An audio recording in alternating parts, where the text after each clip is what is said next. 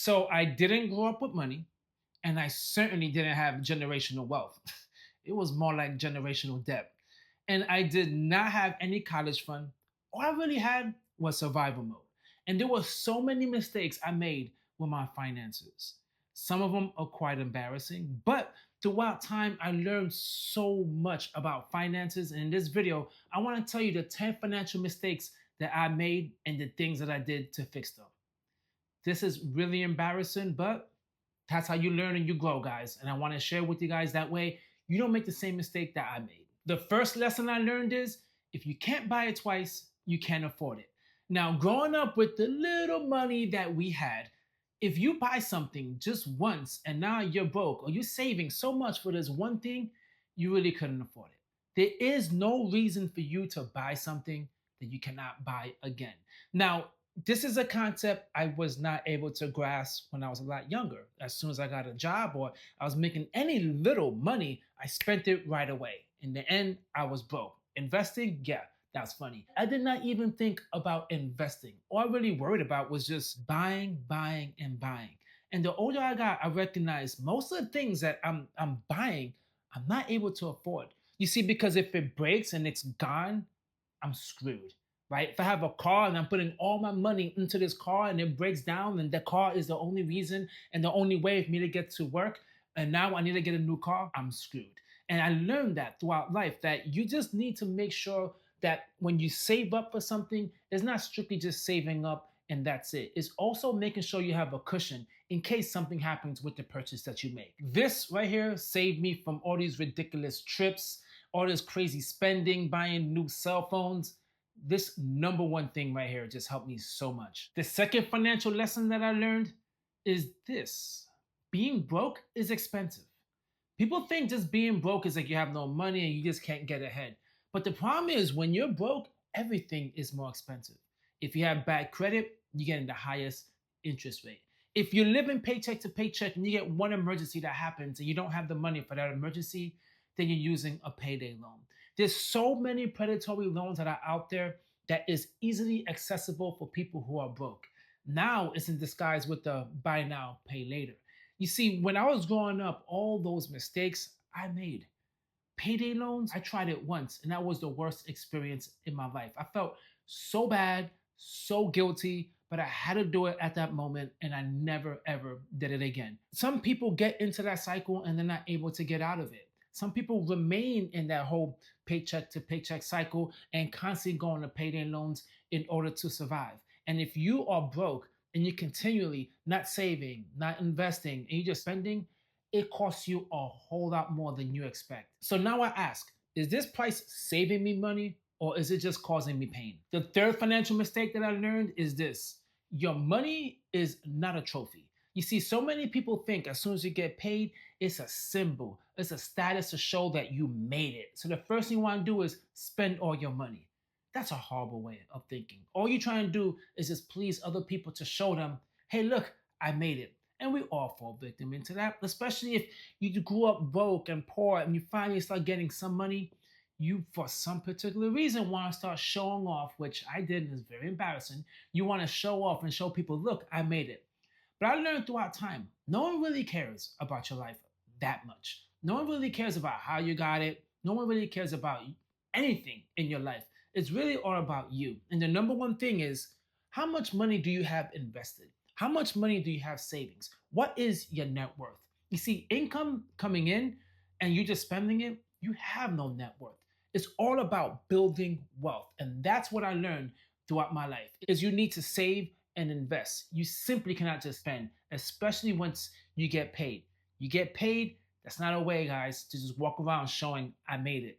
The true thing about showing that you made it is you're saving and you're investing and you continue to live life in a pace where you're enjoying it and you have a cushion. That is by all means the best way to live life. The fourth financial lesson that I learned is budgeting is not a restriction. It's giving me permission to buy the things that I want to buy. You see, you need to have some barriers in place. And if you have no budget and you're just buying, spending, and you're wondering why you're broke, it's because you don't have a budget. Now, I hate a budget. I still to this day find it very restrictive. But what I do is throughout time, I take a look at my budget, see my expenses, and see what things I need to cut.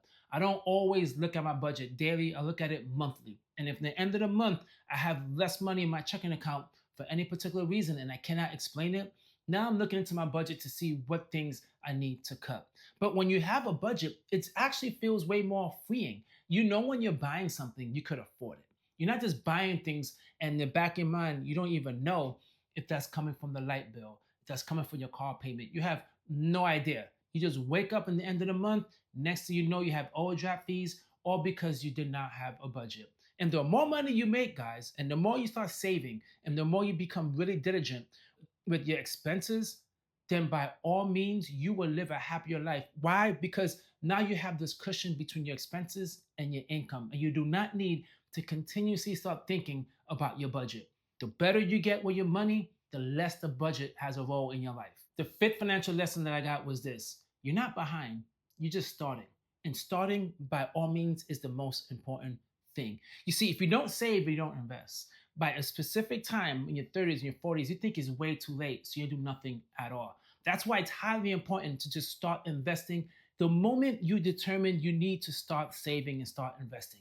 You cannot just delay this at all. If you miss time, compound interest, and you're hearing everyone saying how much money they made because they've been investing since the age of 20, and you're in your 30s right now, you're like, I'm nowhere near that. Who cares? That's their life. You can actually change your whole financial journey now by just saving and investing today. Do not delay it. The lost time is just that, but it's all about doing the things today to keep it moving. Because remember, starting late is always going to be better than not starting at all. The sixth financial mistake that I made, and this one's embarrassing one, you cannot outspend your bad habits.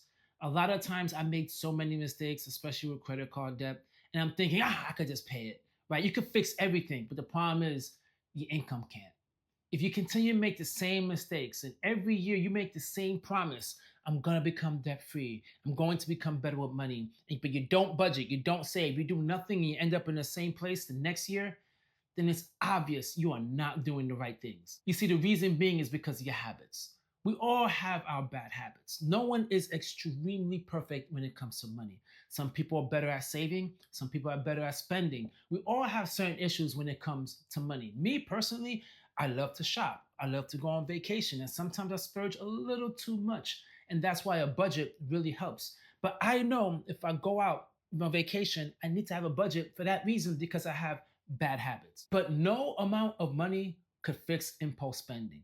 No amount of money could fix all the bad decisions that you make. You really need to focus on just making sure your bad habits are intact, because if not, it would ruin you financially. The seventh financial lesson that I learned is the first $1,000 is one of the biggest financial milestones that you made.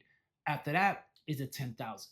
You see, for some people, saving $1,000 is damn near impossible. For me, it was. It feels like now, especially in 2025, any emergency that happens is going to cost more than $1,000.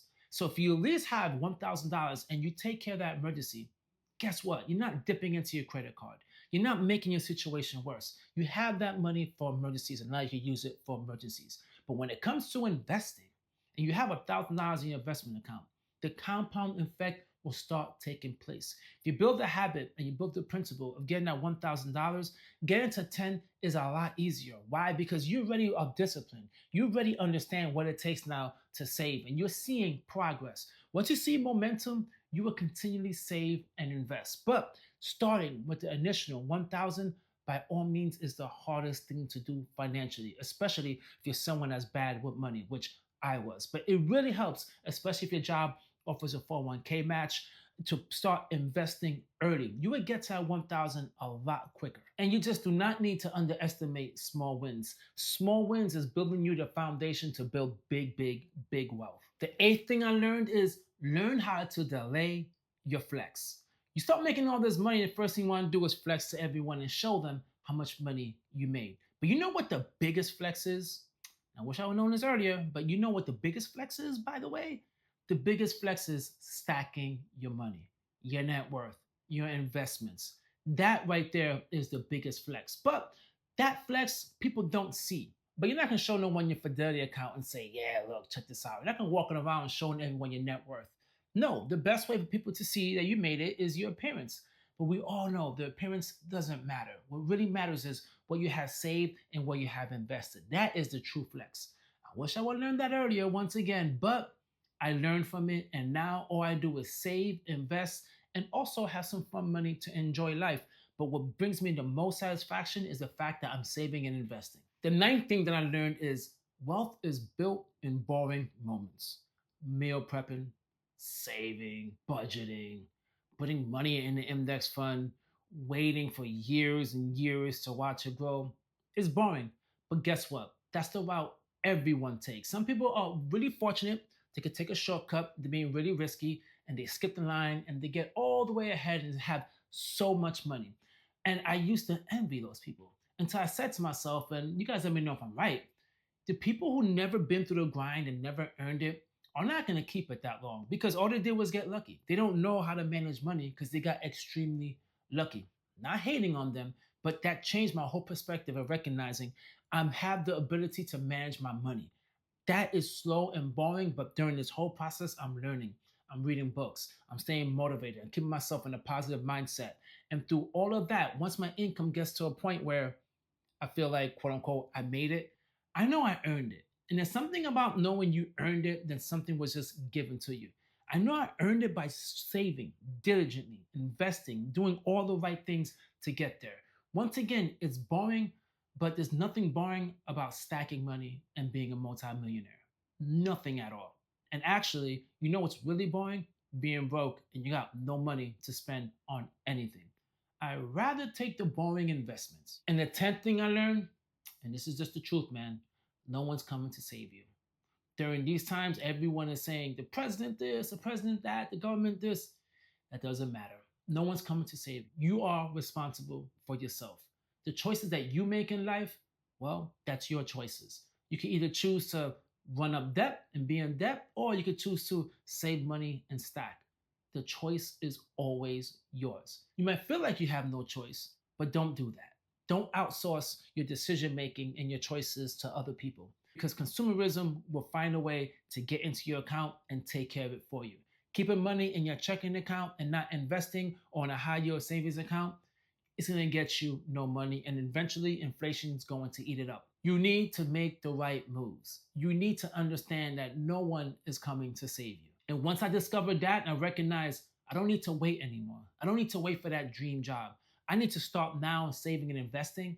My whole financial journey had changed. So if you were like me, you grew up with money drama, money stress, feeling like you're never going to get rich, feeling like you're just going to be in this constant rat race at work, this 9 to 5 grind and never getting out. But guess what? You can get out of it. And the earlier you start, the faster you can get out of it. I learned, guys, and it was something that was really difficult to go through. And even to this day, I still suffer with a lot of the ways of how I grew up with constantly hearing no and having the lack of money. But I overcame it. And it's something that I continuously practice. And I'm sure you can as well. Please, guys, drop a comment down below and let me know what financial mistakes you made in life. What are the things you repeat to yourself? What is your money mantra that gets you through these times? Thanks for watching the video, guys. And at the same time, hit the like, leave a comment, and subscribe. Peace.